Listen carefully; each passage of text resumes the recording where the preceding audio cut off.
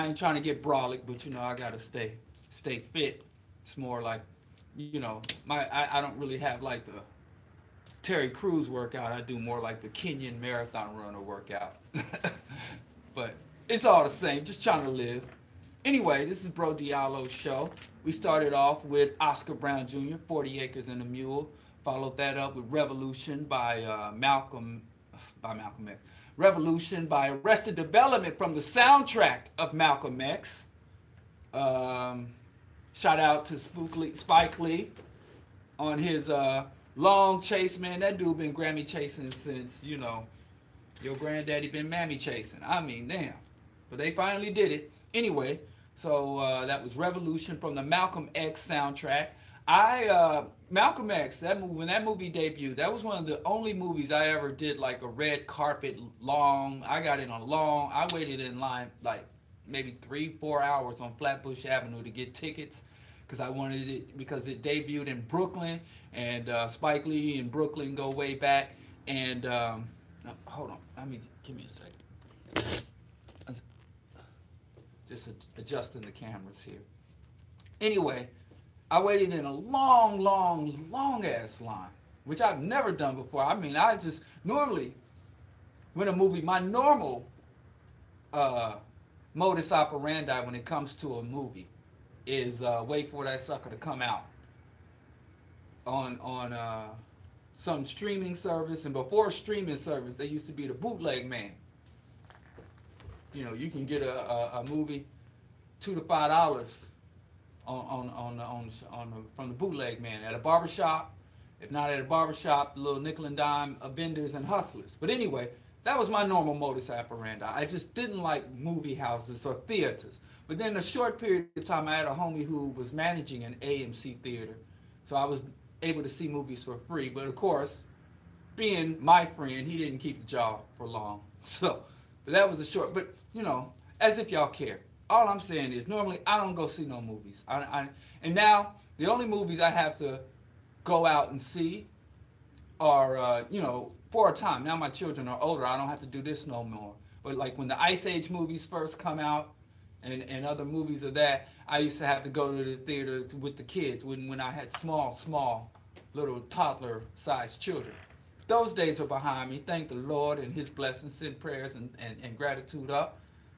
So anyway, I just don't really go see movies. But so that's why the memory of waiting in line all those hours with all those beautiful black people in the early 90s on Flatbush Avenue, Brooklyn, New York City, back when Brooklyn was still white, pre-gentrification, black Brooklyn, to see X.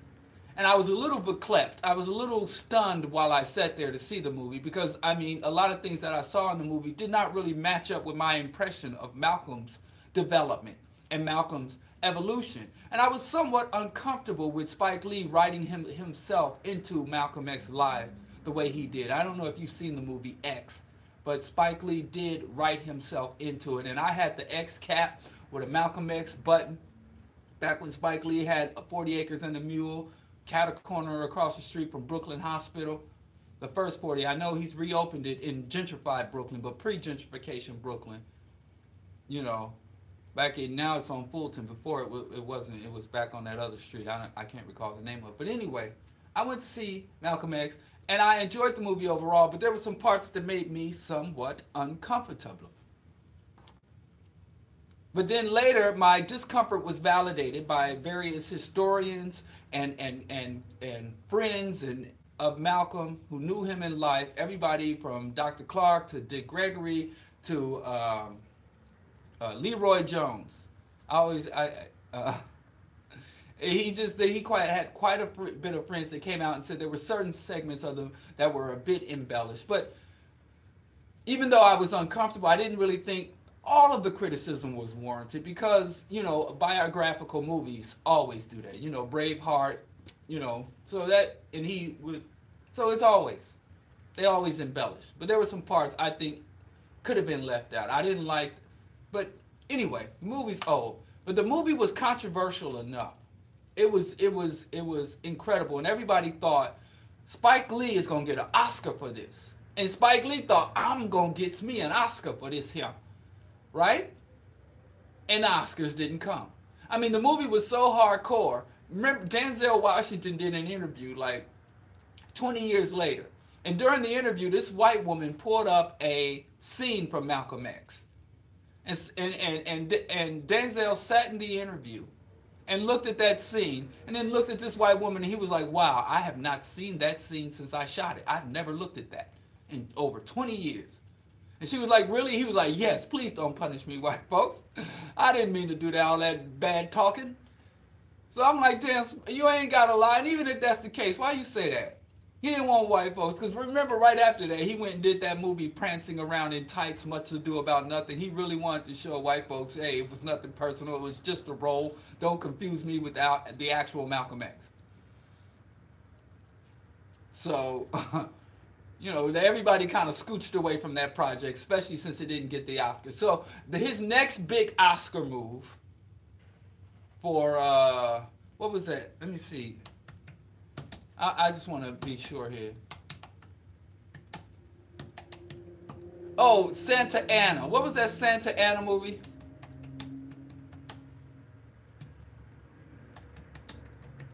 Well, I don't remember the full name because Miracle is Santa Ana. Now, my wife, she's an English teacher in arts and culture and psychology. She's kind of a polymath.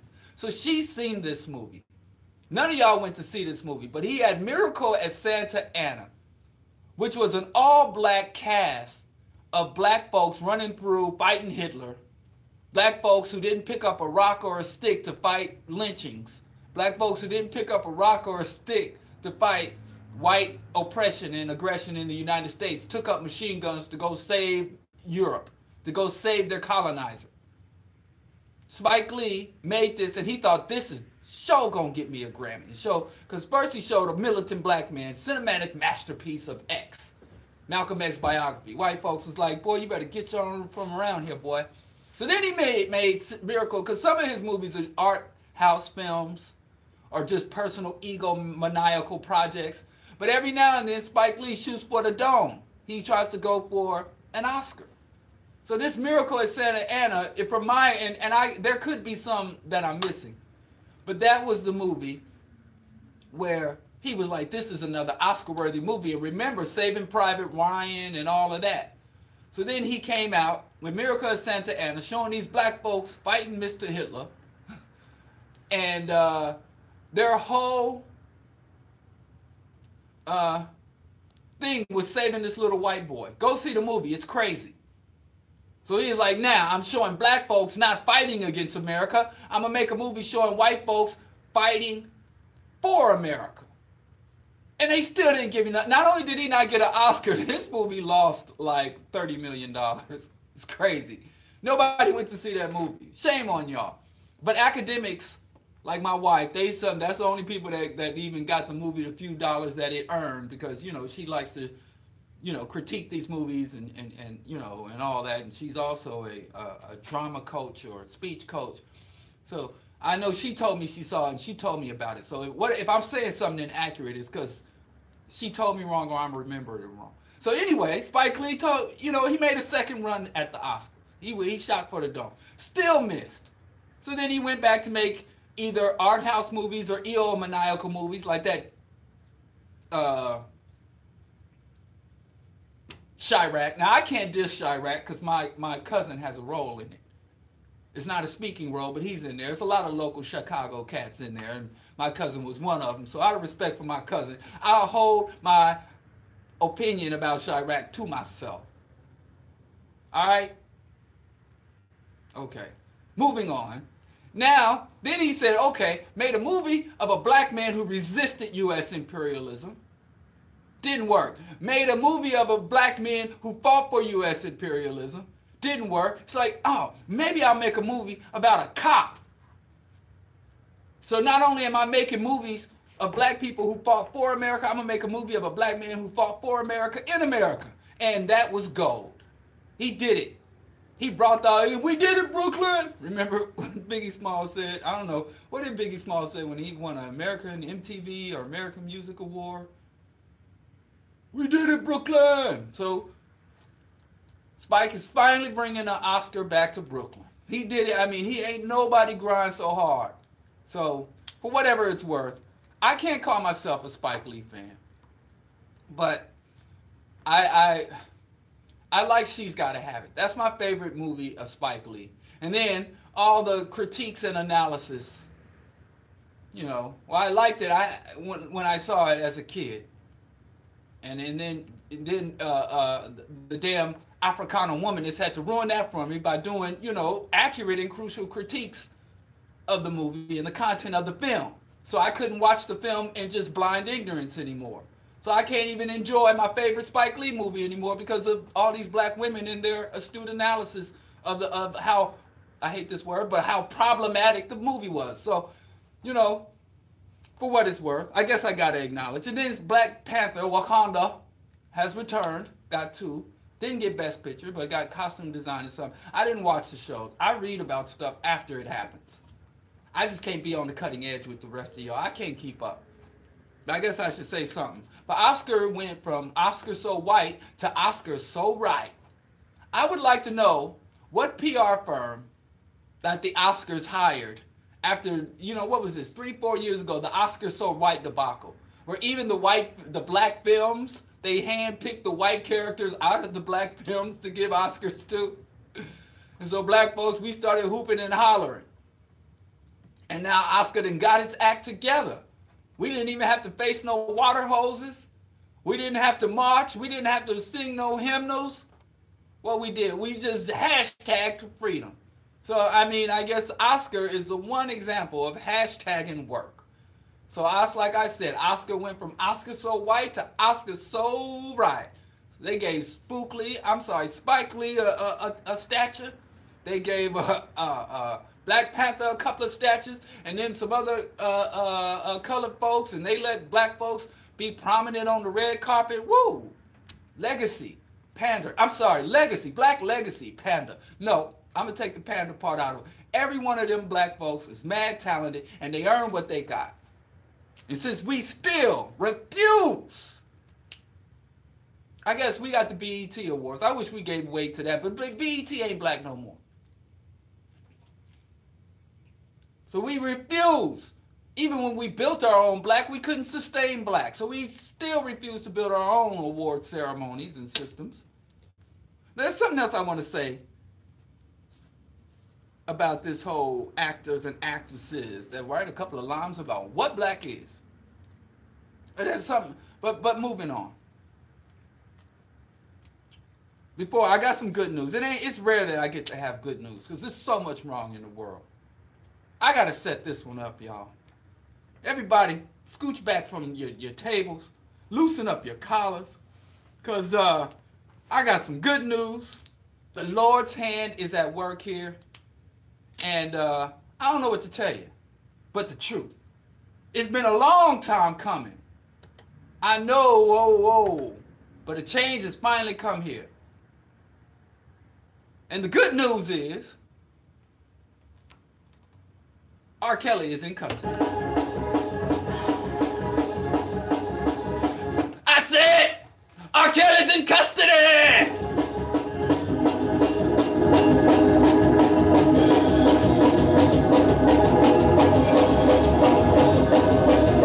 That's right, y'all. R. Kelly has been arrested on at least 3 counts of sexual misconduct. If convicted on just one of these counts, he could get a lifetime sentence. Also, that ain't the end of it, y'all. The Lord ain't done with us yet, y'all. Also, he was given $1 million bail, of which he would have to pay 10% in order to secure release. And he didn't have the cash on deck to bail out, so he spent the whole night in jail.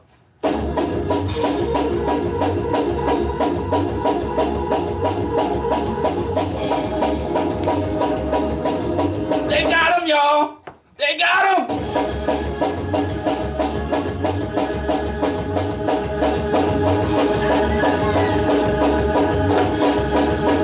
Cut. All right. I don't get to. Wait.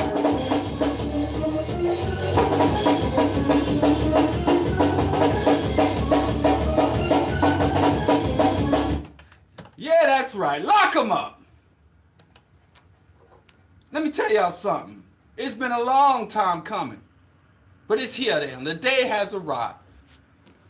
The day has arrived. Lord have his mercy. They got R. Kelly, y'all. Locked his ass under the jail. But something I have to remind black people of. Something I have to show black people. Because even when we win, we lose. And a lot of times when we lose, we win. Now we know this is a loss because the Chicago Police Department, the American judicial system, does not have our community's interests. It does not protect and serve us. And it is a criminal enterprise. It is an institution of oppression that is established to sustain the status quo. And it is wholly inadequate, if not fully illegitimate, when it comes to protecting the rights of U.S. citizens and black victims of crime. And often, black victims of crime become further victimized by the systems and institutions that are there to secure our safety and justice. So, to be honest with you, I do not like and I do not accept being dependent on the Chicago Police Department, the U.S. judicial system, the laws and policies of this nation to not only govern me, but to seek justice when injustices and crimes have been committed against myself or the system.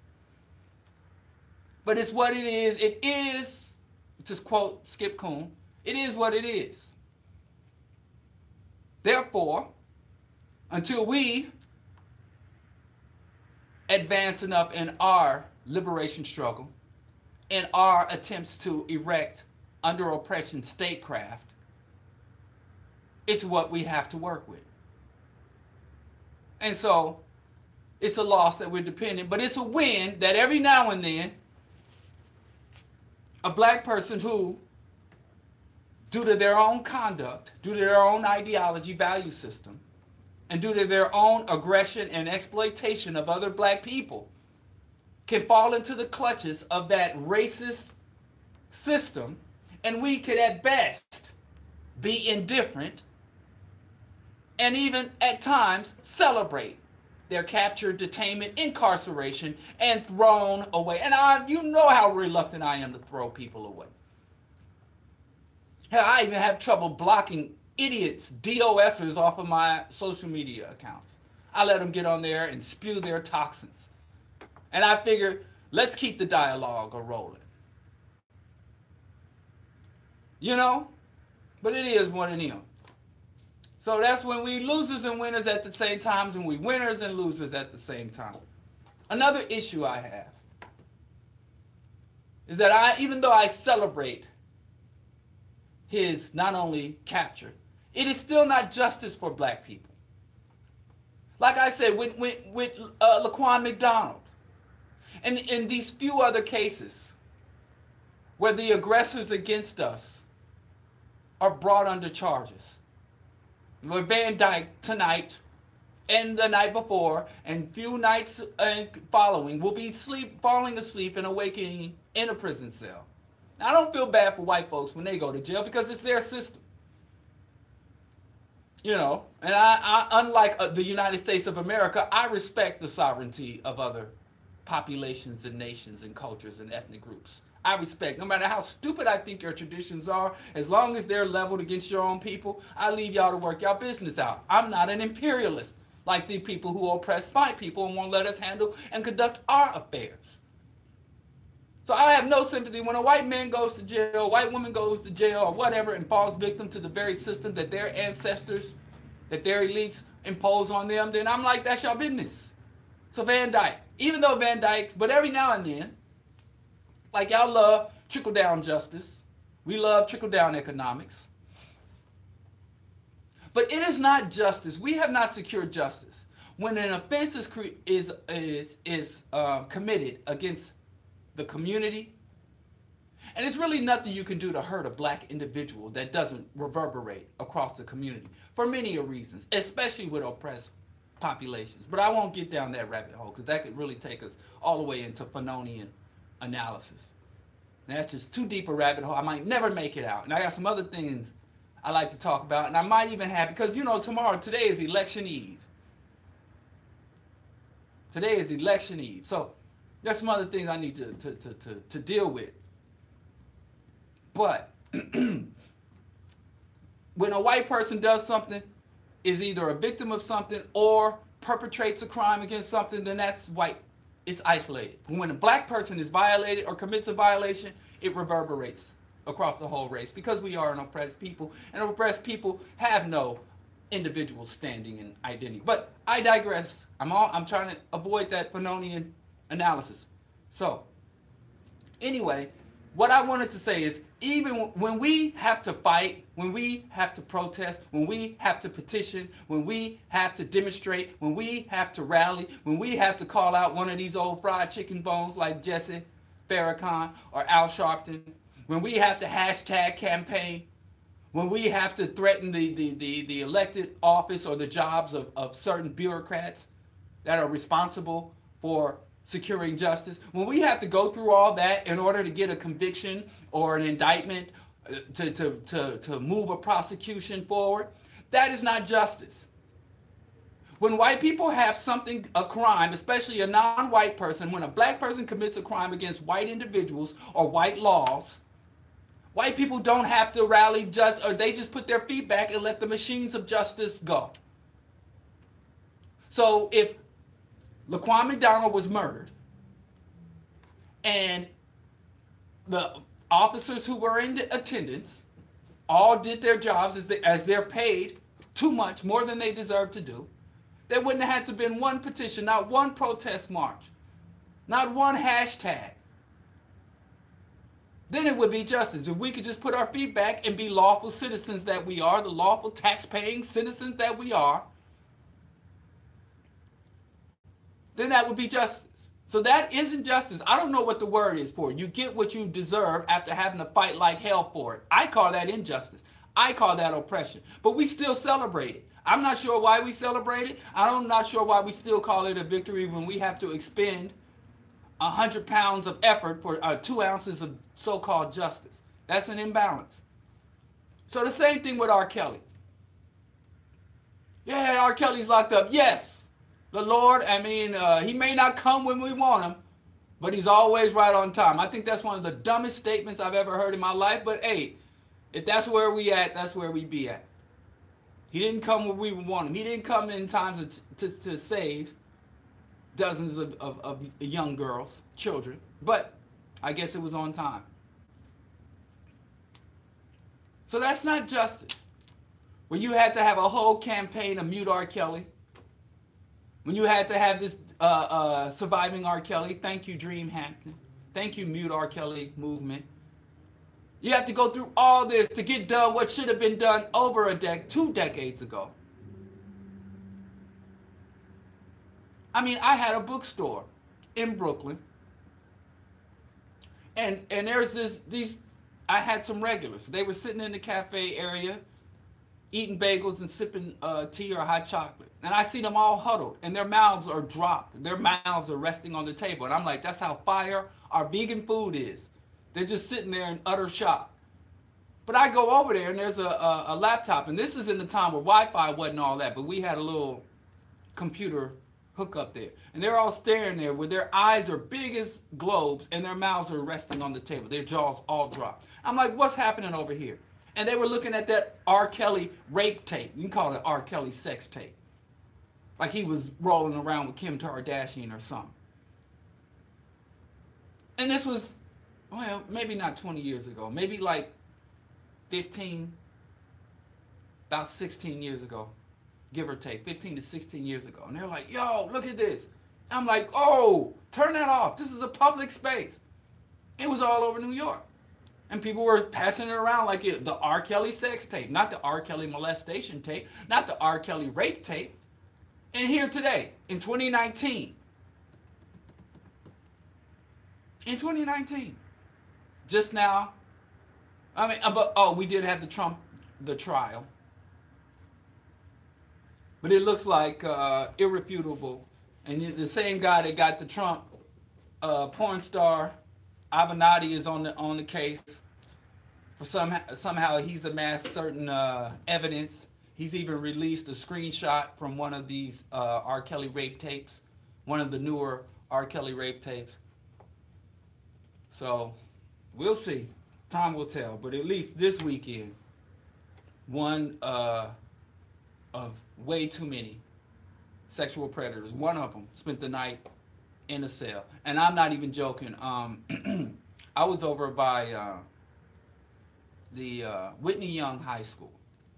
I was over there. And I saw R. Kelly. He came zooming by the other way in some little weirdo sports car, roofless or convertible little weird sports car with a cigar, and came. And I'm like, how is this dude just... I wanted to heckle him. But I was going one way, and he, you know, and this is like Whitney Young, that's just west of downtown, and he was going the other. I'm like, oh, by the time I got myself in a position to scream profanities at him, he was in one of those little, it was these three-wheel cars, I don't know, that doesn't have a roof. It's like a motorcycle, Kawasaki something, but it's got three wheels, a weird vehicle, and a cigar, just living lavish. And he didn't have $100,000 liquid to bail himself out of jail. But he's riding around here in custom stuff. And the dude's just walking with, and also, there's a lot of prominent, and a lot of these Muslims, a lot of, on the West Coast, on Twitter, I had a little Twitter head bumping with this guy, and he's talking about, now that they've arrested R. Kelly, they need to go arrest the Pope. They need to go arrest all these Catholic priests. They need to go arrest Woody Allen. They need to go arrest. And I'm like, were you campaigning for the arrest of these guys the day before R. Kelly was brought up on charges? That kind of like, it makes my skin crawl. People who have this absurd, irrational fallacies about, you know, if a black predator is arrested, and you know, this other people who do that are white people. A white man could be selling meth, trafficking prostitutes, and stealing food stamps. And when he's caught, the first thing these white people say, oh yeah, blacks get away with this all the time. But I sell a little meth, blacks sell crack. Ask Jay-Z sold crack and he's at the Grammys. I sell crack and you want to arrest me. Blacks do it and get away with it. Why are you arresting me? And I know. I used to work in a trauma center. And when they get arrested, white people scream, you're treating, I mean, it was on video, you're treating me like a black person. What do you think I am? Some kind of black? They don't say black, though. I'm just saying black for the radio. I be skirting. I live on the razor's edge when it comes to FCC, and I'm not trying to get Q4 radio fined because we holding on. We trying to get stable. So you're treating me like a black person. They do that every single time, no matter what the crime is. White people get to hooping and hollering. And then, you know, I guess we want equality with white people. So when a black person is brought to injustice, I guess we're going to say the same thing. What about the whites? And I've done this more because they love to talk about the priest.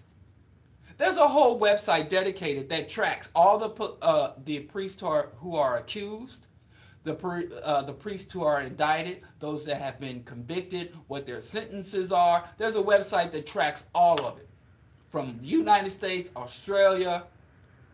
And I'm like, there have literally been hundreds of priests who have been brought up on charges, hundreds who have been convicted. Some of them have even been murdered. So even though the Catholic Church as an institution is getting away with it, individuals are being brought to justice. So just like right now there are sexual predators all throughout the hood, every now and then one or two or some gets plucked. I know it's not the perfect system, but definitely crying about when a sexual predator is brought to justice in an imperfect system and lamenting the fact, you know, caping for that sexual predator and trying to get equal justice for a predator is not the way to perfect the system or even improve it slightly. So I don't understand that rationale. What's really disgusting about these people who are like, well, why don't they go arrest the Pope? Is they don't give a damn about R. Kelly. Because if R. Kelly worked at JJ's Fish or Harold's Chicken, if he just was a regular dude in Chicago, which regular dudes get brought up on charges for crimes they didn't commit. There are regular dudes in jail right now, and they get freed every time, every day. I just talked about this on the previous show, Friday show, about the black men who were forced confessions, coerced, tortured confessions, trumped up charges, planted evidence. There are so many innocent black men in the city of Chicago, and I'm sure this is repeated in every other city, town, and county in this racist nation, brought up on trumped up charges. And these clowns that be hooping and hollering for the likes of R. Kelly or Bill Cosby, they're not they don't donate to or volunteer for the Innocence Project. They don't know the names of any of these dudes. They only know because R. Kelly doesn't even have wealth. The dude ain't got enough money to post bond, a $100,000 bond, and y'all been buying his records and groping him at his concerts for the last 30 years. And every time you see him on TV, it's a luxury car, luxury clothing, and Cuban cigars, and gold and diamonds.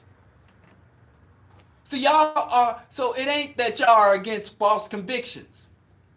Because I'm like, name a man who's been confirmed to be falsely convicted.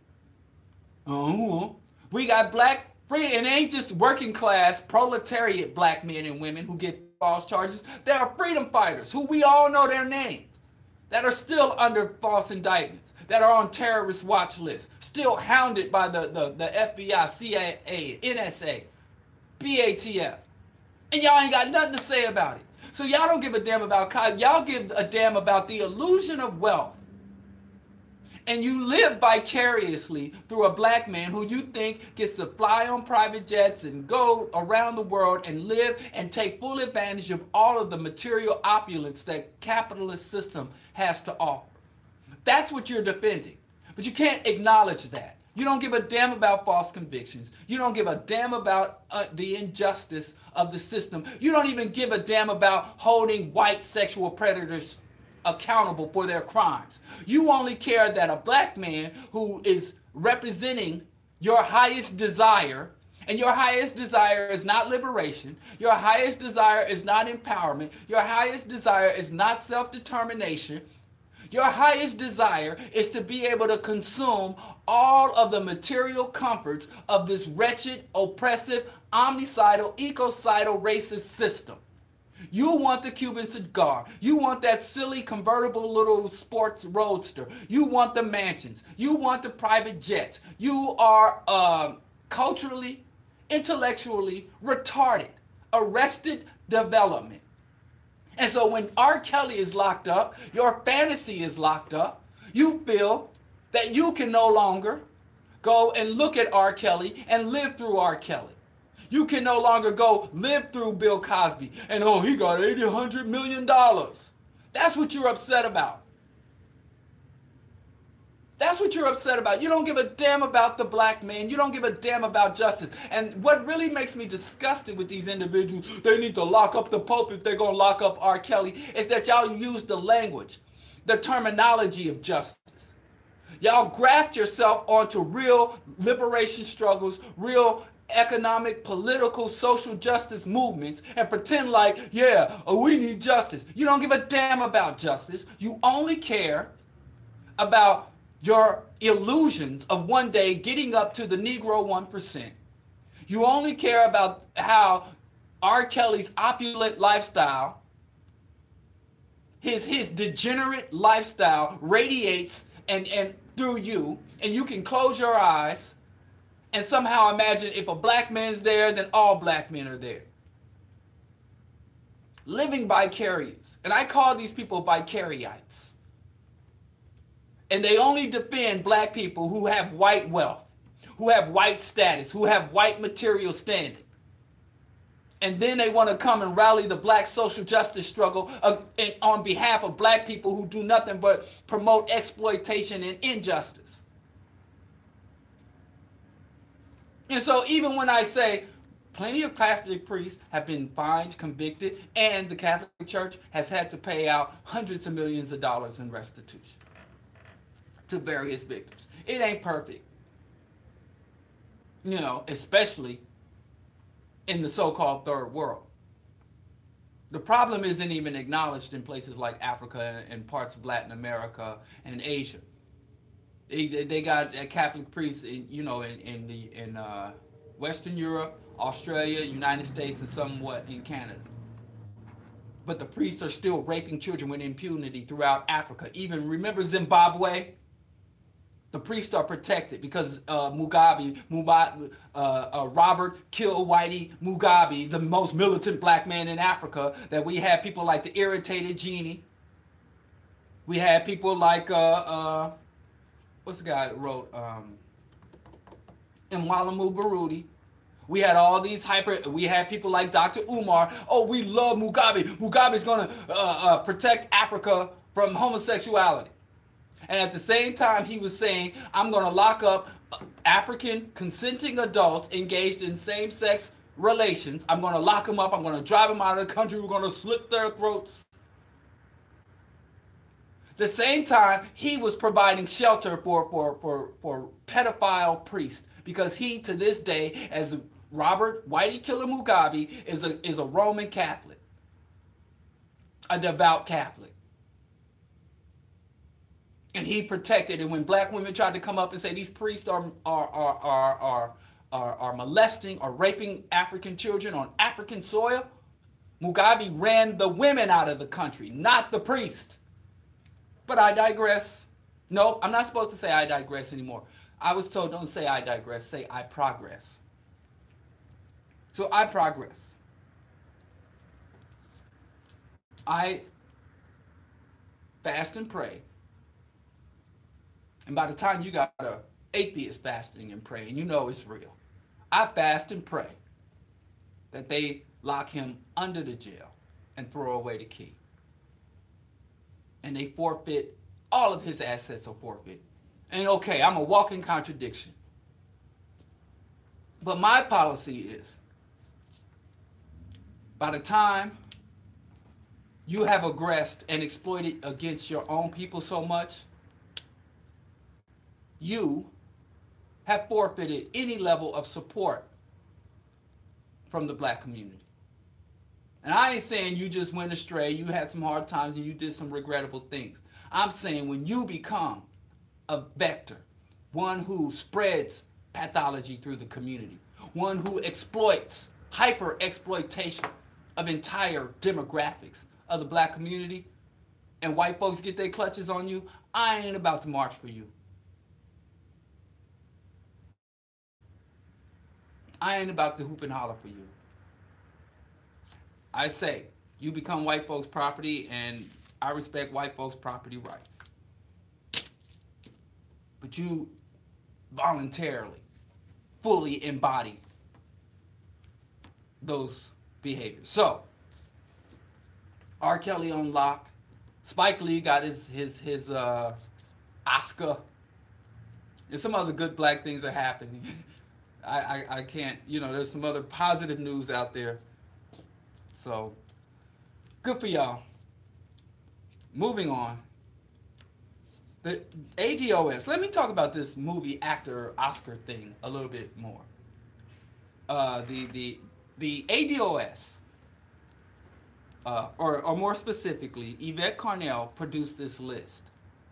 And it was a list of black roles from Harriet Tubman to Fred Hampton that had been cast, where the actor or actress that has been cast in that role was a black person who was not ADOS, an American descendant of slavery. Now, these black people were descendants of slaves, some of them. They were descendants of slaves, but some of them were Latin American slaves, because yes, there were more black people enslaved in Latin America, and Latin America is America. You got North America and South America. North Americans are Americans, and like Amos Wilson said, if you really want to be specific, we are United Statesians. We're not Americans, because when you want to say black American, you're talking about black Canadians, even black people in the Caribbean, because the Caribbean islands are a part of the American supercontinents. So black Brazilians, black Panamanians, black Chileans, black Venezuelans, they're all African Americans or black Americans. But so it really would be United States descendants of slaves within the territory of the United States. That would still, you would still have to envelope the black people in Puerto Rico, the Hawaiian Islands, the U.S. territories and the other U.S. territories like, I have a homeboy, the Virgin Islands, and black Canadians. No, not black Canadians, but black Nova Scotians. And then you also have to go all the way over to Liberia, and all of them are ADOS too on the African continent. I mean, it's a silly wall to put up because it's like Trump's wall. It's not really a practical wall to try to make your line of division that identity. I mean, it's a complex wall, but you know, when you're not really down with accuracy, you're more interested in demagoguery than accuracy, then I guess it works. But anyway, she felt that, you know, and then colonization was slavery as well. Africa had plantations, forced labor, lynchings, murders, you know, under colonialism, rebellions.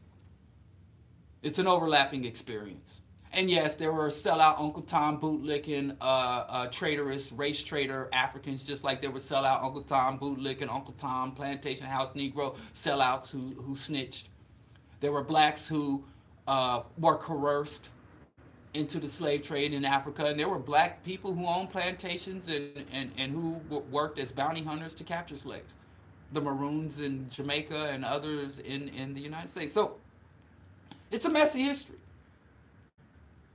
No pun intended, it's not black and white. But anyway, there was this list of black actors who were not, according to, who were by the purest definition. But, and that's another thing, these ADOS, they keep moving the goalpost. Now they're just like, we're just a movement for reparation. Nothing more, nothing less. We're just a movement that wants justice, economic justice. Nothing more, nothing less. Then why are you hooping and hollering about movie roles if it's just about, but anyway. She produced this list. I'm not even going to read it because I don't want to throw up on the microphone. It's just such a disgusting, despicable ideology. And I want to talk about priming. Let me make a note of that. Give me 1 second. I want to talk about priming. I'll get back to that after I talk about how stupid this is. Anyway, the ADOS. I got a little time. Allow me to enjoy myself. We're going to talk about politics real quick, fast, in a hurry. But let me just get through this. If black people, if the world would just slow down a minute, and then, you know, if between shows, if everything would just stop, I could get through every show and cover everything I need to talk about for every show. But every time, between shows and over the weekend, the world just keeps going. Inconsiderate. But I progress. She stated that these black people, who are ADOS by some definitions, but if you say, well, I'm going to use these words, but I'm going to redefine these words to mean what I want them to mean instead of what they actually mean, because many of these people she condemns are actually would qualify as ADOS, but I digress. Progress. She said these Nigerians, Caribbeans, Latin American blacks are getting movie roles to portray black people who were descendants of U.S. slavery, or ADOS, or D, as Ann Coulter prefers to say, DOAS. And since Ann Coulter said that's the way she wants to say it, that's also now the way that Tariq says it. I swear, Tariq gonna pop up with a selfie with Ann Coulter under the sheets. Countdown to that day. I predicted it. Anyway. She says they're unworthy. And she used these words specifically. She says, y'all still don't believe that we're being replaced. That was her thing. She's saying the fact that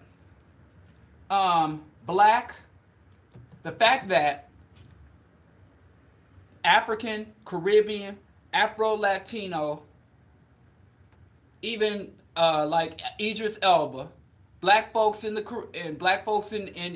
mother country of America, Great Britain, the Brixtonians, The fact that all these non-blacks who are not born or descendants, even if they're born here, if they're not descendants of former cotton-picking slaves, a former, like I would qualify as an ADOS, even though I don't identify as an ADOS, because Wise Intelligence said more than 20 years ago, even in school, they teaching me my history comes from slavery.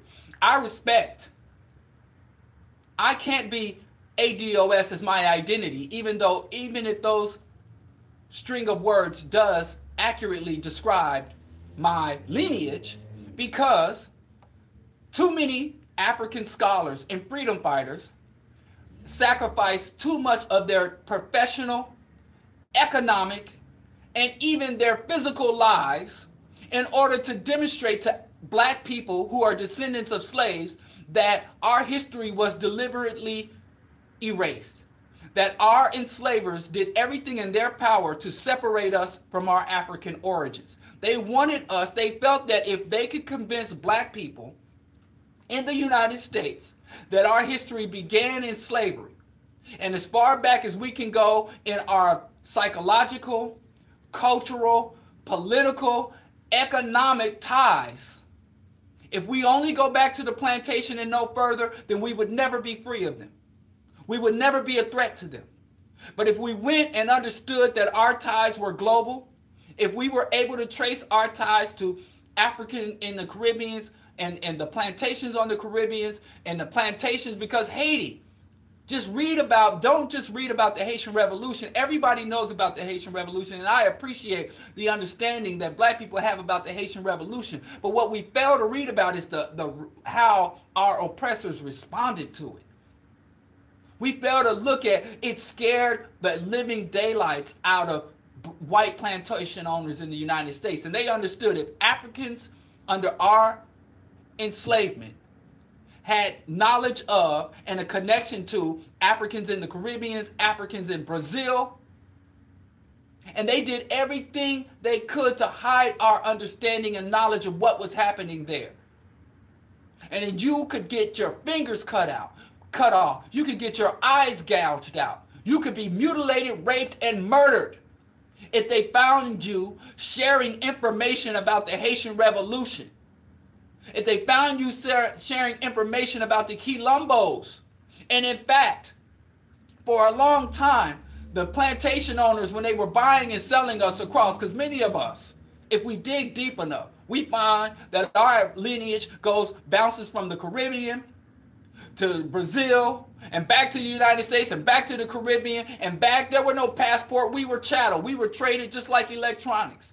You look at your phone, and it was manufactured in China with materials from North Korea and microchips from Japan and coltan from Africa. And then here it is in the United States. And then when the new version of the phone comes out, you don't like that phone no more because you want the hot new version of the phone. So then you take your new version and trade it in, and they give you $100 for the trade in. Then they repackage that phone and then send it to Brazil, and then the Brazilians use it, and then it gets sent back to Africa to be deconstructed for spare parts, and then parts of those parts. That's how they did us. Just like all these other material goods and commodities. We were globe-trotting before the Harlem Globetrotters. And you know what? Because we were chattel, there were no birth certificates. We didn't have to get passports. They put us on ledgers. We were listed alongside the rum, the sugar, 5 heads of cattle, and 6 Negroes.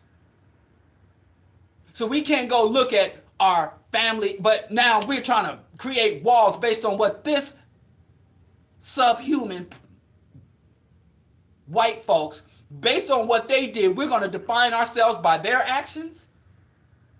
We're not going to define ourselves by who we desire to be or who we actually are. We're going to limit our self-definition to their actions. And black folks in the United States ain't the only people that damn stupid. The Africans on the continent, the white man left, and we left all the borders in place. We still dealing with the currency and the governing structures and the religions. But I progress. That's not even my point. The absurdity of trying to define ourselves according to our enslavement. It would be no different than Jews after World War II all huddle up, even though Hitler was like, I want to kill every Jew. I want to enslave every Jew. I want to destroy the history, the identity, and the very existence of every Jew on the face of the earth. I'm going to go to Krakow. He went to France and got the French Jews in France who thought they were Frenchmen and only spoke French, never left France. And they're like, well, I'm a Frenchman, now you a Jew. Really? He had to tell some of these people. They didn't even know they were Jew. He went to Krakow. They were in North Africa.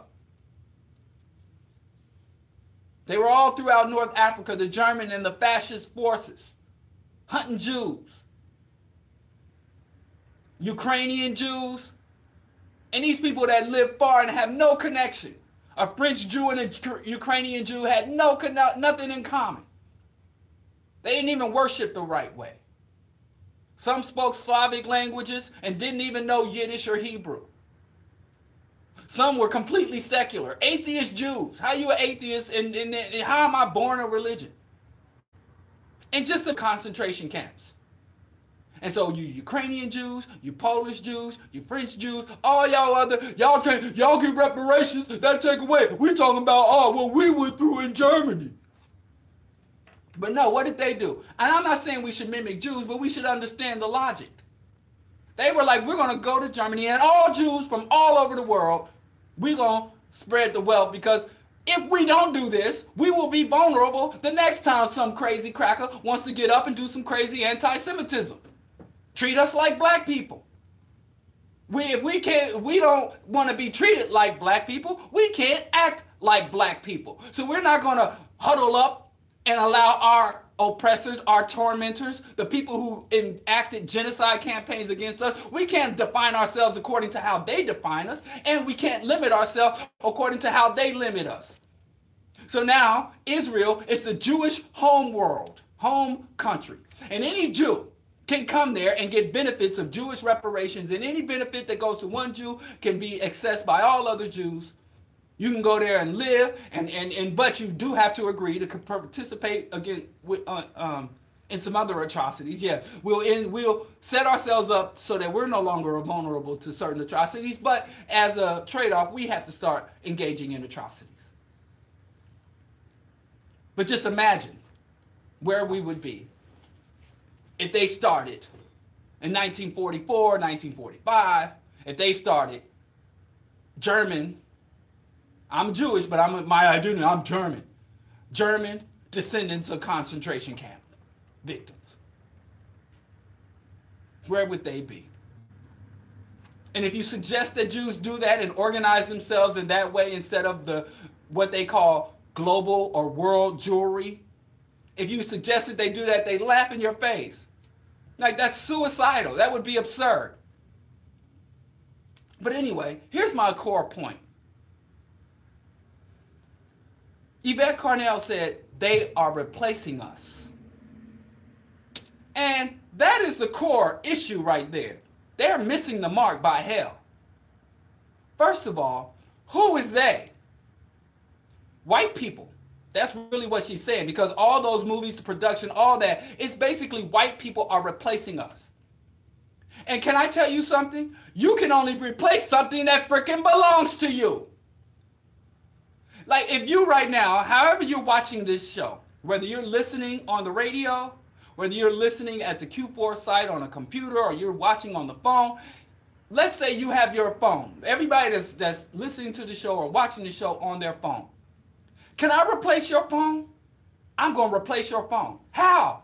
I don't even know where your phone is. And if I came to you and say, I'm going to replace your phone, you'd be like, get away from me, bro Diallo. Nice show, by the way. Love your show. But get the hell out of my face. What are you talking about? Because it ain't mine. You can only replace something that belongs to you. Right now, I got an old dog. He's 14 years old. 5 years ago, we took him to the vet, and the vet said he's going to be dead any day now. But Congo didn't get the memo. And they said he's got kidney failure, he's got arthritis, he's got tooth decay, he's got a lot of issues. But Congo was like, I'll die when I'm ready to die. And Congo is still with us. And every time I call, and I'll call my sister in Kansas City, and we'll be talking, and she'll hear the dog walking around, eating, barking, or hear the kids interact with the dog. And she's like, Congo's still alive? Yeah, he's still alive. In fact, I get so sick of everybody that know me when I talk to him, and I'm like, yeah, and I gotta go walk Congo. Congo's still alive. So nobody say that to me again. It's kind of hurtful because he's, you know, yes, he's still here, and I will let everybody know when he's gone. So stop saying that. I've been hearing that for like 5-6 years. But anyway, that's my dog. Now, I could go home on the way home today, stop and get a puppy and bring that puppy home and put it down and say, hey, boys, here's the new dog. My kids is loyal, though. You know, my kids is true African children. They wouldn't have it to all. But if I had certain kids, I'm like, here's a new puppy. Oh, wow. And Congo would be like, damn, I'm being replaced. And I'm like, that's right. And I could take Congo, put him in the back of the truck, and do whatever I want because, and my kids and my wife, they like to play like, you know, they were both, my kids and my wife, they kind of uppity. They ain't hood like I am. So they don't like the fact that Congo, I just said officially, legally, Congo is our property. He's our family, whatever. Congo's our property, legally. If Congo goes out and bites a chunk out of somebody's thigh, they're not going to sue Congo as a family member. They're going to sue us as the owner. But I progress. I could take Congo because he is my property and do whatever I want and replace him with a puppy. I could do it today. I could do it tomorrow. So I can replace him. Congo doesn't have to fear that I replace him because I think the family will kick me to the curb before they got rid of that old dog. I mean, the dog been around. My kids don't, he's been around as long as my kid. We got him when, my 16-year-old son, we got him when he was like almost 2 years old. Congo been around for a minute. But if I chose to, I could replace the dog. I could replace this, my phone. Hell, Q4 radio could replace me, meaning bring in another host for my time slot. And they might replace me because I ain't getting the support I'm supposed to be getting. Y'all ain't repping like y'all should, but that's another discussion. Q4 could replace me and put another person in this slot. And that person could be, gasp, a Nigerian, Jamaican, a black Panamanian. Oh, they're replacing us. You can only be replaced by someone if they own you. So the fact that you're being replaced by a Nigerian shouldn't outrage you. The fact that you can be replaced by anyone under any circumstances should be the real problem. Nobody should have the power to replace black people. And if you really cared about African descendants of slaves, or I'm sorry, American descendants of slaves, or as Ann Coulter calls y'all, and y'all accepted and embraced her, descendants of American slavery, the fact that we're in a position to be replaced should be the problem and what we should be fighting against. We should be fighting for our own independent standing, our self-determination, our own independent institutions. Instead of begging other people to allow us to hold standing in their institutions. Oh, Hollywood, hire black actors, Hollywood. Tyler Perry done showed y'all he went to Atlanta and built his own independent studio. And now with the internet and digital technology, it's much less expensive. But who cares? Because white ice is colder. So I can have all the love and recognition from black audiences, but if I ain't getting the Oscars, if I ain't on some white person's red carpet, and you know the red carpet, when white elites and their black courtiers walk on the red carpet, that's the blood of the people they slaughter to get to where they are. But I progress. So the fact that we got black people in 2019 scared because white people do replace us. They've always replaced us. They've always replaced us. They will have black people on the plantation. They had blacks on the plantation. And if they had a house nigger, that's what they called it. This is a historical term. I'm not trying to be offensive. But if you had a house nigger that was insubordinate, that took a little too long, that had a little bit too much sass, you would send that house nigger out to the field and replace that house nigger with a more passive slave.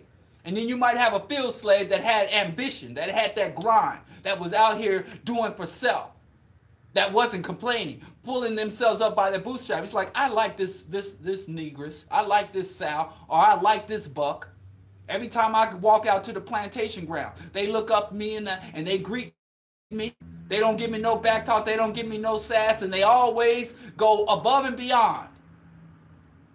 They always meet their cotton quota. They're the first in the field and the last to leave the field. So I'm going to promote this and replace this sassy house slave with this submissive field slave and bring them on in the house. So the descendants of house slaves would get replaced by the descendants of field slaves. And yes, there was a house Negro and a field Negro divisions. And house Negroes felt that they had a better position and they deserved more, and that the benefits that come to them, they hated to see any of the benefits that come to the house Negroes trickle down to the field Negroes because they felt they earned it. It's no different than the ADOS. A house Negro versus, now we are in the belly of the beast. We live within the borders of the empire. We hold U.S. citizenship. We are the house niggas. And here comes an old hungry Nigerian. Here comes an old desperate Haitian refugee trying to get up in our house. Get out of here. And we standing next to Massa. And Massa got his shotgun on his shoulder. We're like, run him off, boss. Run him out of here. It is a despicable ideology. It is a despicable movement. And so we got replaced. And then at the Emancipation Proclamation, they was like, black folks are free. You can no longer enslave them. Wink, wink. And so black folks got free, and white folks was like, well, hell, if I'm going to have to pay for labor, I ain't about to pay a black. And that's when they opened up the floodgates of European immigration. Ellis Island, they remember all those. Go back and look at the Godfather movies. They had dirty, stinking white immigrants coming here. They had syphilis. They had pox. They had all kind of, and they had to set up a clinic on Ellis Island. These white folks were so sick, starvation, rickets, and other malnutrition ailments. They didn't speak English. They didn't worship the right gods. You had Jews coming in, and you had, oh my God, Catholics. There was a time when the Catholics were looked at as a terrorist organization coming here to take over America. Catholics weren't. There were all kind of clashes between Protestants and Catholics. And oh, these people don't pray to the right God. And even if they pray to the right God, they don't pray and worship the right way. And they brought them here to replace us. Because they're like, if we're going to pay labor, let's find some white laborers to exploit instead of, because I could exploit you for free, but if I got to pay you a pittance, if I got to pay you a starvation wage, I'll go ahead and give it to an Irishman. So they replaced us. And then we became the model minority because they were like, blacks have been here. They're fully integrated. They obey our laws. They don't rebel, because white folks came here and were treated like garbage. And they started to become anarchist. They started to become communist. You had white atheists, syndicalists, and they started fighting. And so they started telling the white immigrants to look at the blacks so you know how to behave and know and respect the hierarchy. So we were the model minorities that was supposed to show and demonstrate to the new immigrants how to behave, and had to let them know the white Anglo-Saxon Protestant, were superior not just to blacks, but all other whites. Howard Zinn wrote it all out. This is white folks' history. You won't understand how they act towards us until you understand how they behave towards each other. And so they replaced us again. We went from being the model minority, and then they brought Asians and replaced us. We always been replaced. And even if you stop them from replacing black people with South Africans and Ghanaians and Kenyans, guess what? They'll replace your ass with robots. So what we have to do is not try to argue about and beg the people who own us to not replace us and relinquish their ownership of us. How about we replace white folks? I mean, it is the most absurd. Everything that comes out of Yvette and the DOS clan, it's just utterly absurd. And all they do is that they go and get the teachings of Claude Anderson, Dr. Jared Ball, and these other contemporary scholars, and they twist and mutilate and contaminate their assertions. And then they try to pretend if you're anti-ADOS, you must be against reparations. What? Reparations been around, founded by Pan-Africanists. Reparations legislation hasn't been called onto the floor, but it's been put up for the last 20 plus years. ADOS is trying to take NCOBRA. I was a member of NCOBRA. I know personally Samori Grace, Dr. Conrad Warrior, the black people, they are Pan-Africanists. They went all the way to the European Court of Justice to say, hey, America is a signatory to this treaty, therefore they have to pay us reparations. Here are the genocide. We charge genocide. Remember that book? And so here come these Johnny-come-latelys. Not only do they come and try to graft and co-opt the reparation struggle, they pervert and distort it. And they turn it from a movement to repair and rebuild people to a movement to a money hustle. And that's why pimp Mac Daddies like Tariq are so attracted to this movement. This is why nickel and dime petty bourgeoisie capitalists like Boyce Watkins are so attractive. This movement is attracting some of the most despicable. That's why Candace Owens and Ann Coulter are giving the movement's validation. Because it's one of the most despicable ideologies and movements. And let me tell you something, Yvette and the rest of you DOSers. Don't be afraid of being replaced by Nigerians. Be enraged by the fact that anybody can replace us. We shouldn't be in a position to be replaced at all by anybody. And the way you do that is not crying when the master come and find a new puppy and want to kick us to the curb. Is the fact that no one should have ownership of us. But I digress. Let me tell you something else about priming. I'm going to talk about this next week. So I want to go ahead, and if I got a little time. Today's show is the Ballot and the Bullet. And the reason I'm talking about the Ballot and the Bullet is because tomorrow is election day. And tomorrow I will be voting for, my alderman is up for election, but the main election is for mayor of Chicago. And we have some status quo machine candidates. We have some utterly regressive candidates. We have some cult of personality candidates. My position is what we need in black Chicago, what black people need is a competent bureaucrat. I think this whole, we already went with Harold Washington. We had the celebrity candidate. We had the great black hope candidate. We need a candidate that is willing to construct and implement and see through rational political policies on the economic, social justice, housing, torts and taxes. The city is dysfunctional. And it's not dysfunctional because people are crazy and people don't. It's dysfunctional by design. Because a dysfunctional system is easier to extract. That's why I support Representative Ford. I support Representative Ford, LaShawn K. Ford, for mayor. Because, look, not because of just who LaShawn K. Ford is, but he has a strong legislative record. He is what they call a black bureaucrat. He understands how to navigate the system, and he has put together a team of reformers, radicals, black entrepreneurs, and principled people who I all know that have no ties to the status quo or to the establishment. So if LaShawn K. Ford is elected, his administration will be an administration that is not only accountable to the people, but vulnerable to the people. Prep Winkle, all the other black, including Willie Wilson, whom black folks love. I know y'all love y'all some Willie Wilson, and I understand why.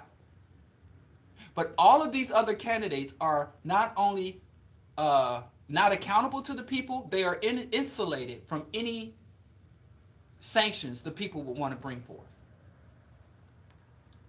And it is sometimes better to vote for the vulnerable candidate, the accountable candidate, the lesser known candidate, because he's not owned. He's not owned by the Democratic Party. He's not owned by corporate interest. And I'm not saying he can't be owned. I would be surprised. I would be disappointed that if he did get in the office, and then a lot of people going to be ringing his bell and a lot of people going to be cutting checks. But right now, we know for a fact everybody else is on. And Willie Wilson tell you, I got my own money.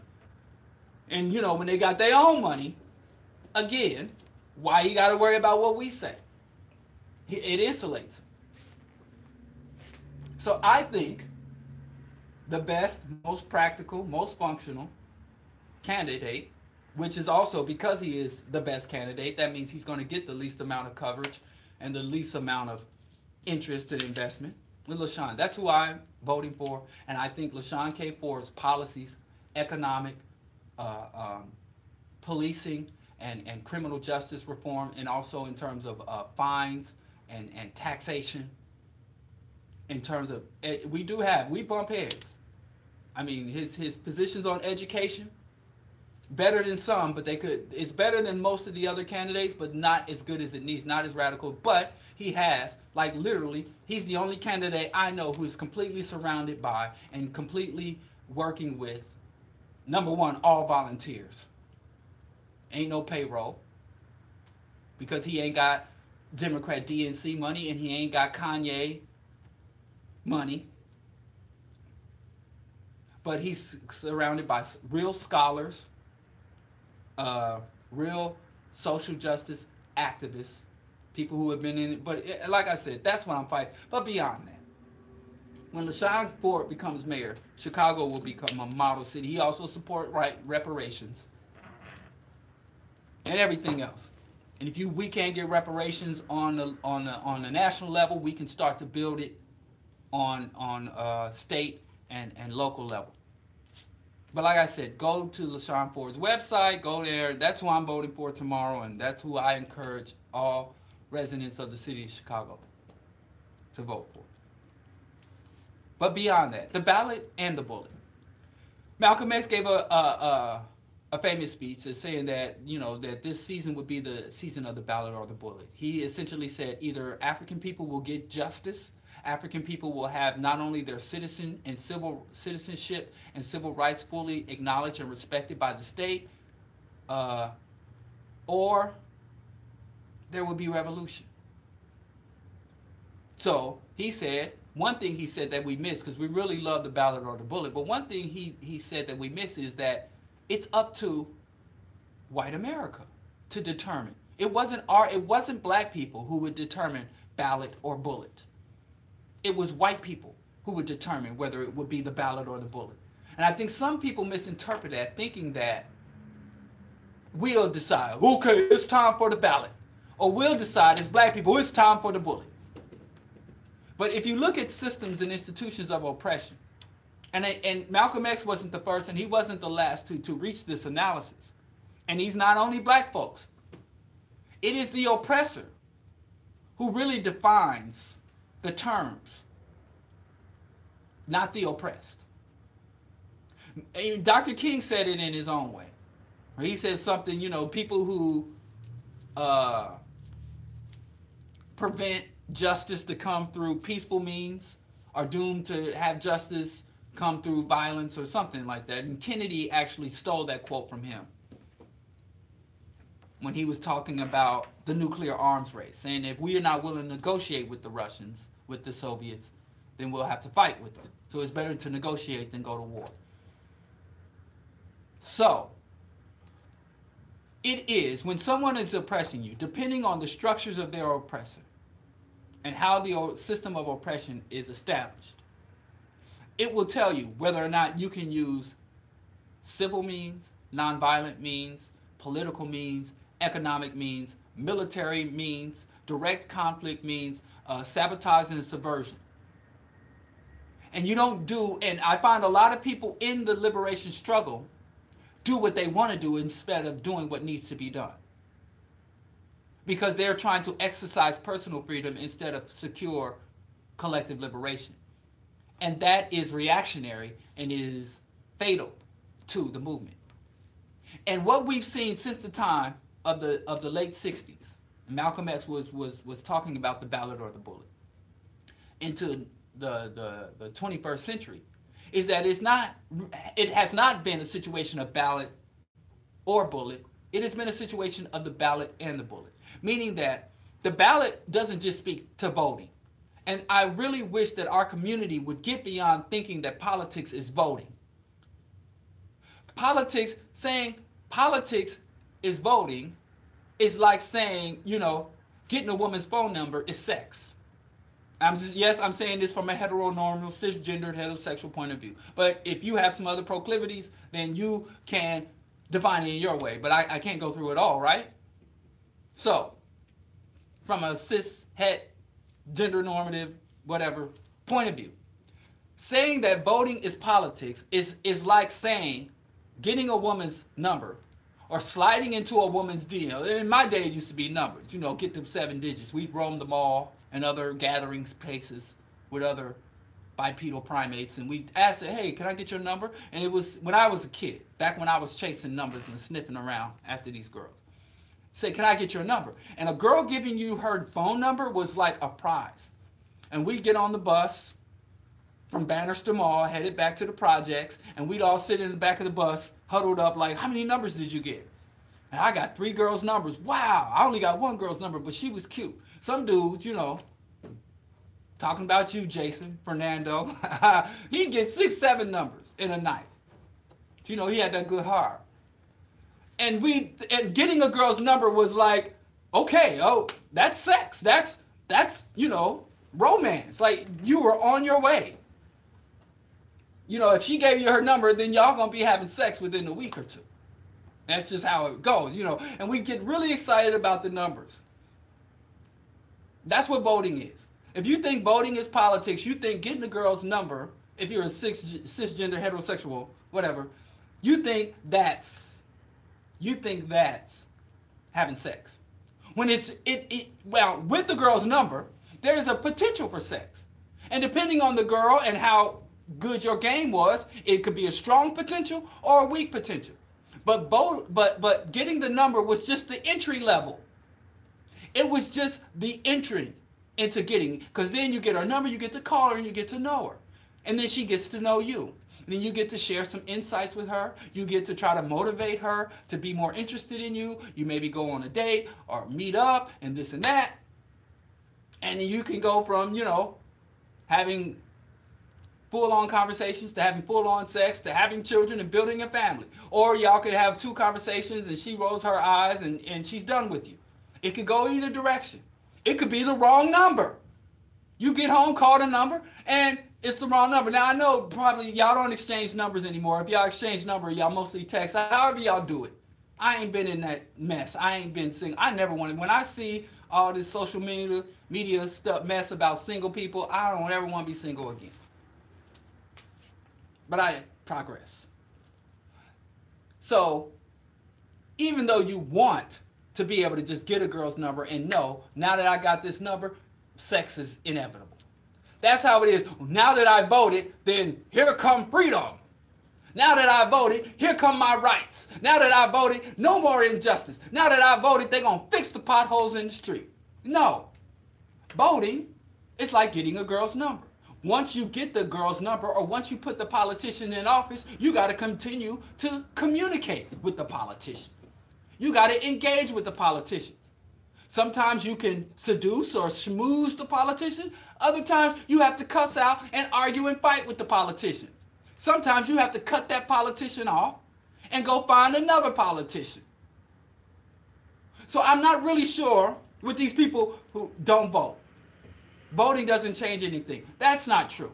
We got records. That's a factually false statement. Voting doesn't change anything. But I understand the sentiment. Even though literally voting does change things, I understand when you say voting doesn't change the status quo. Voting doesn't change my overall conditions. Voting doesn't speak to the specific issues that I'm voting towards. So I can understand why people conclude that voting doesn't change anything. Just like getting a girl's number doesn't get you sex. All it is putting your pinky toe in the water. It's your entry into politics. But then you have to do things like lobby, petition, protest, fight, review, expose, and all the other stuff that comes with being having a fully active civic life, or being an activist or engaged. And the struggle continues. The struggle is never ceasing. And once one struggle or movement is won or secured, 7 other struggles emerge that you have to get into. Thus is life. Living life in an interdependent, complex, modern society. That's what it is. And you can say, I surrender. But don't try to say you surrender because you are enlightened. People try to make their surrender be something of a militant move. I don't vote. I ain't with all that black stuff. I ain't marching. And then like, y'all got all these complicated ways of saying, I punked out. I give up. I'm too weak. I surrender. Or I need a rest. I need a break. I'll be back. I'll give y'all 5 more hashtags and marches, and I'll come back in on the 6th. Every 6th hashtag march, I'll be there. You can regulate and pace yourself. Struggle ain't going nowhere, but don't try to deem the struggle illegitimate or shame those who are still fighting while you're resting, or shame those who are still fighting while you punked out and surrendered. This is what they do, but then they also have to absolve their own egos. Nobody wants to be identified as a quitter. I'm doing me. I don't give a F. Not giving a F is a coward's method of coping. So, just to say that I think every black person in the United States should be engaged in the political process. Not because that will free us, but because it is a necessary element in our movement towards liberation, our development. And it is no different. It is absurd. Now, if a black movement leader came and said, black people divest from the U.S. economy, don't engage in U.S. economics. And I don't even care if you're on the African continent. I was just talking to a brother born and raised on the African continent. And Western economics, the economic policies coming out of Whitehall and coming out of the White House, out of the Parliament building in Europe, Parliament buildings in Europe, and the Congress of the United States, the policies coming out of the IMF, World Bank, policies that are developed in the Heritage Institute and the Council of Foreign Relations, these people are making life and death decisions about our lives and the life of all living things on this planet. And you're just going to say, I'm going to divest. I'm just going to step away from it all. You don't have an option. You say, I'm either going to be actively engaged in resistance or I'm going to submit to their will. There is no other way. And I know a lot of people will know, in my mind, spiritually, I'm going to work on my spirit.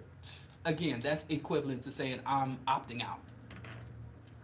And and then, when you do opt out of the struggle, political, economic, social, cultural, educational, when you do opt out of the struggle, you haven't really opted out of the struggle. What you're saying is, I'm going to ride everybody else's back, because we who are still engaged in the various struggles that continue, damn well that the benefits are going to come to you.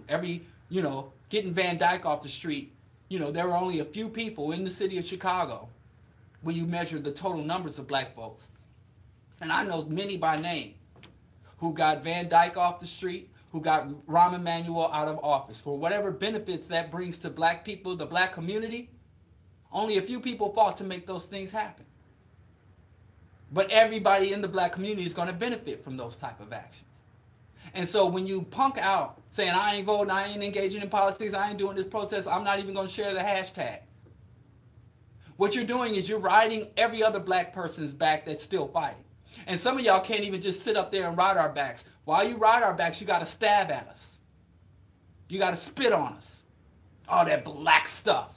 I ain't with all that black, the cultural community this, the cultural community that.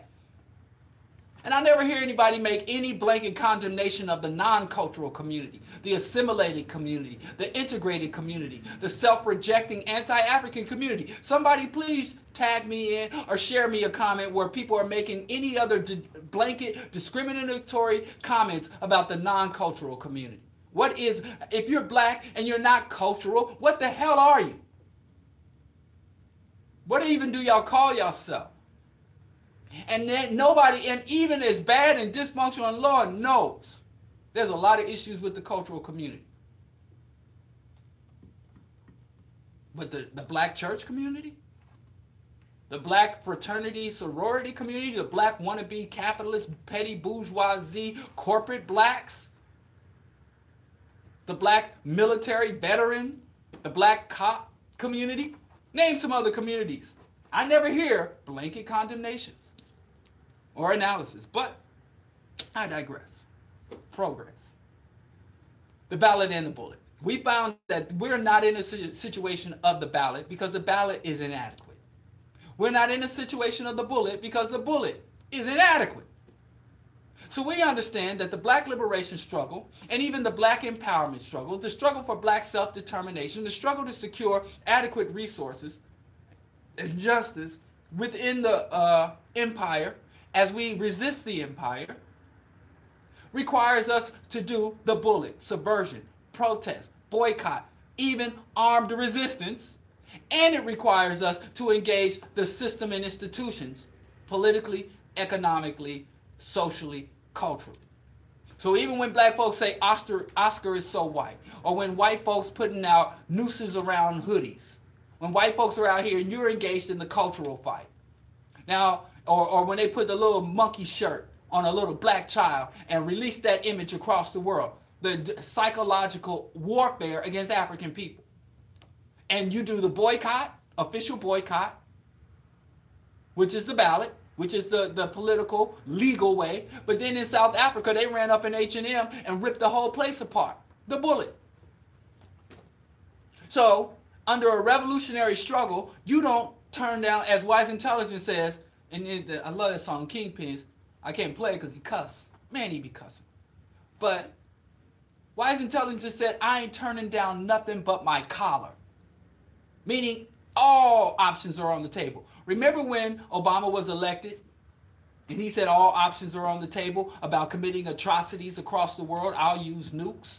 I'll use gas. I'll use drone bombs. All options are on the table. So if they put all options on the table in oppressing us, should we not put all options on the table in liberation? So my position is the ballot and the bullet.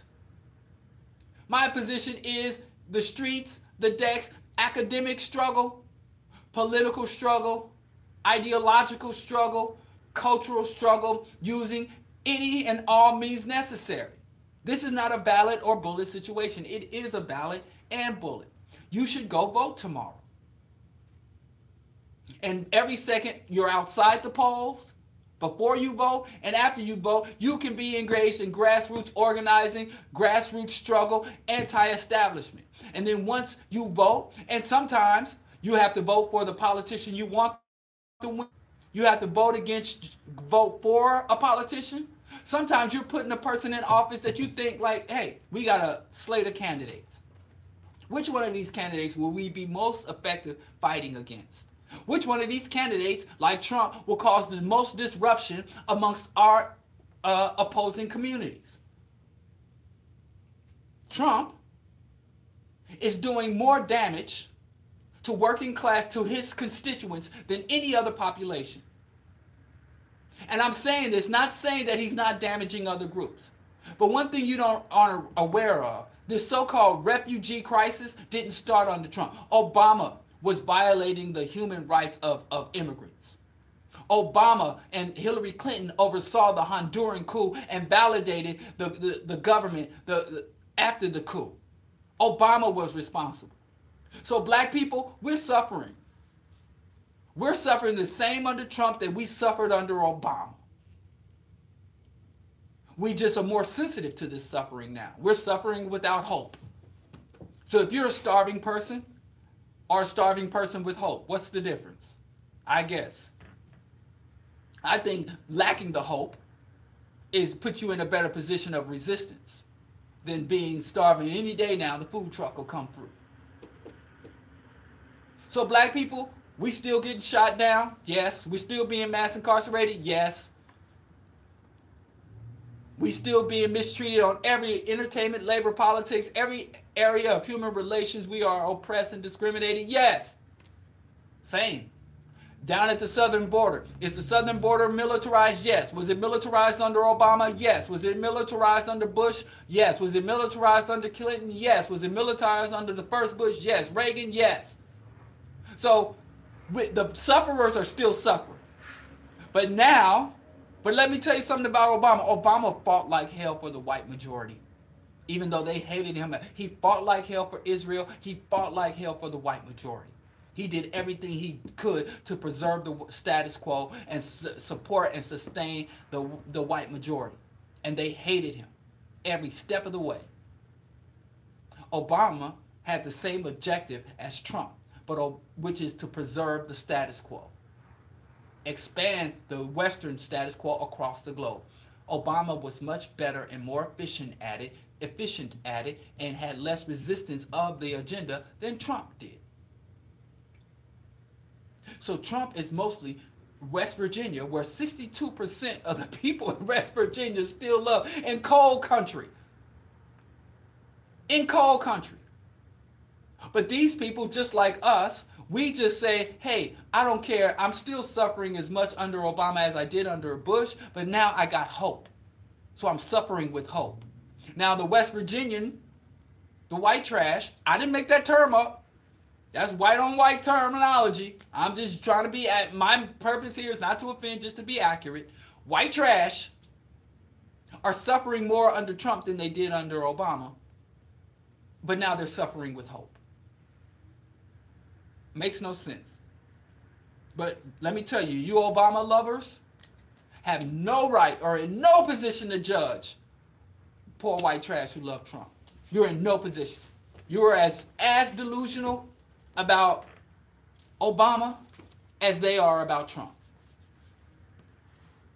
Just as. Well, they're a little more, actually. The numbers are much. Black people started to soften and cool and like started to question and doubt and criticize Obama. So actually, you know, politically, black folks are a little bit more sharp, a little bit more ahead of the game than the white masses.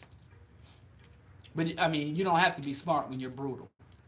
You know, you could take the smartest scholar and put him in a cage with the dumbest brute, and generally the scholar won't walk out. So this ain't about when you're living in a high-tech barbarism situation. But that's another discussion. It's going to take subversion, sometimes extra legal actions. It's going to take the ballot and the bullet. And I think at this point, we don't honor Malcolm X or any of our freedom fighters by simply replicating and reproducing what they did. We have to take what they did, study what they did, and build upon it, expand on their analysis.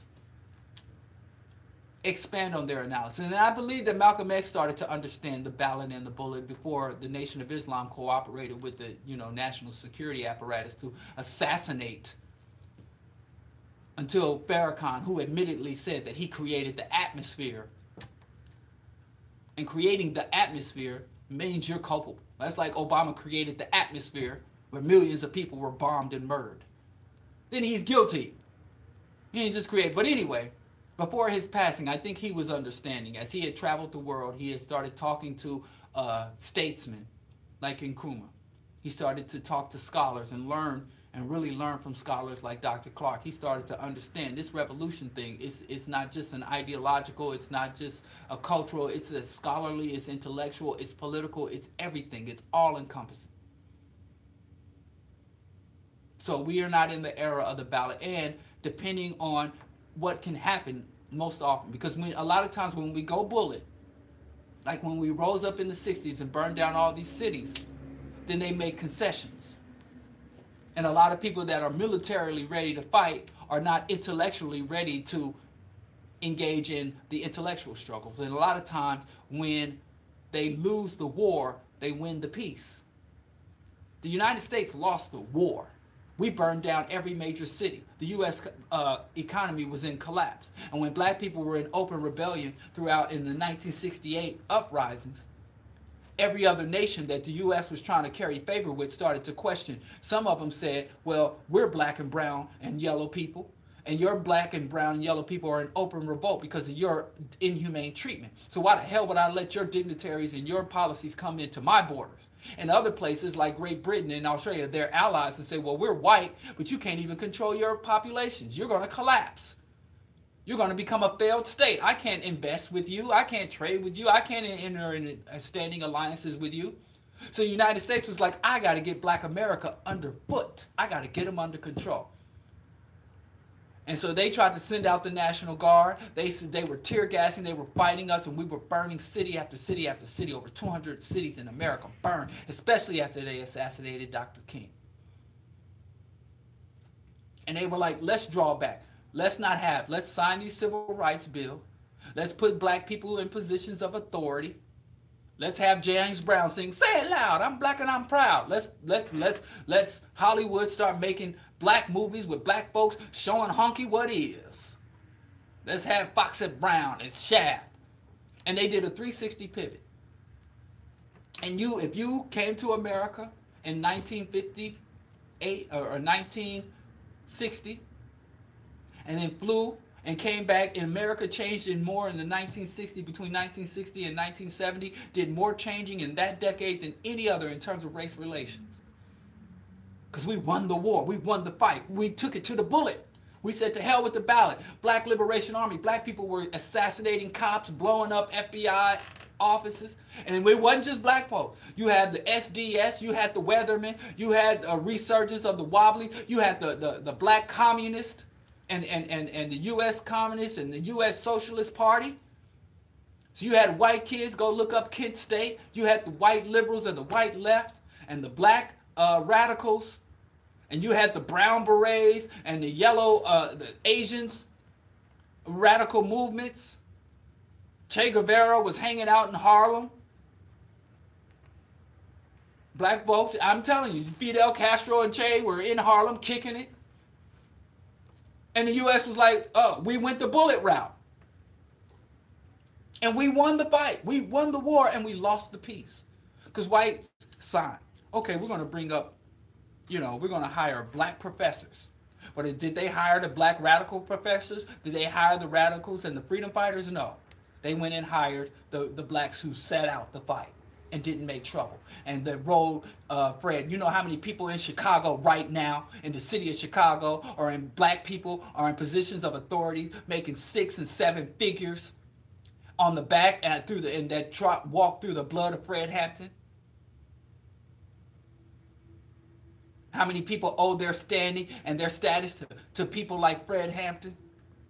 They were like, listen, that's how you win the peace. When your enemy says, like, if white people came and we had a conflict with whites and white folks defeat us, right? And they say we have to give concessions to white people. But then we get to handpick the white people we want to give the concessions to. So like, yes, we've done you wrong, white folks. And then I go and I make Noam Chomsky president. And I hire Derek Jensen as the Secretary of the Interior. And I put Medea Benjamin over the Pentagon. I make her chairwoman of the Joint Chiefs of Staff. I could totally transform. So what we did was the people we fought them to the negotiation table. And then we let them handpick the black folks they were going to put in positions and negotiate with. So we lost the peace when we won the war. So we got to be as intelligent and astute in politics as we are in resistance. So we need to go ballot. And I know the ballot ain't sexy. I know y'all love rhetoric of the bullet. Y'all love the action. Y'all action Jacksons. I know y'all love it. Nobody wants to sit in a damn library and go over policies. Nobody wants to do that. Sitting here and it's like, what do we got? We got to chant. We got to protest. We got our fists in the air. Oh, we also have a 10-point policy program that has been, it's boring. Not to me, but I know I can understand why some people would think it's boring. But it's necessary.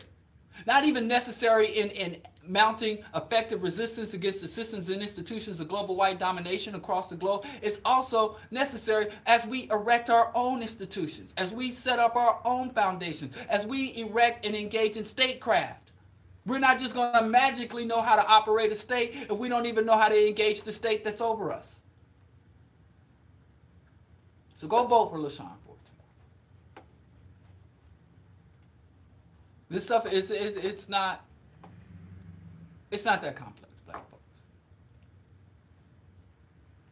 So that's what I say. It is the ballot and the bullet, not the ballot for the bullet. This is Bro Diallo, Q4 Radio. Again, thank the ancestors and the U.S. judicial system. You can determine for yourself who is most worthy of your gratitude for R. Kelly's incarceration. Also, if you appreciate uncompromised voice on the airways, please support. Please share the Bro Diallo show. Please subscribe to the YouTube. Please go follow me. Whatever you can do to help get the voice out. Please go to Patreon. Become a Patreon supporter. Please make a donation. Shout out to people who have made a donation up to this point and beyond. We're struggling to stay on the air, but struggling is what we do. We're not complaining about struggling, and we just want to be as effective as possible in our struggle. So I will be back Wednesday morning, and we will be talking about priming of black folks in terms of ideology. And I know, what the hell am I talking about? I don't even know what I'm talking about yet, because it ain't thin. So come back Wednesday and we'll be in. So I'm going to be signing out now, but I'll see y'all soon. Let's leave out with a little goodie mob. Peace.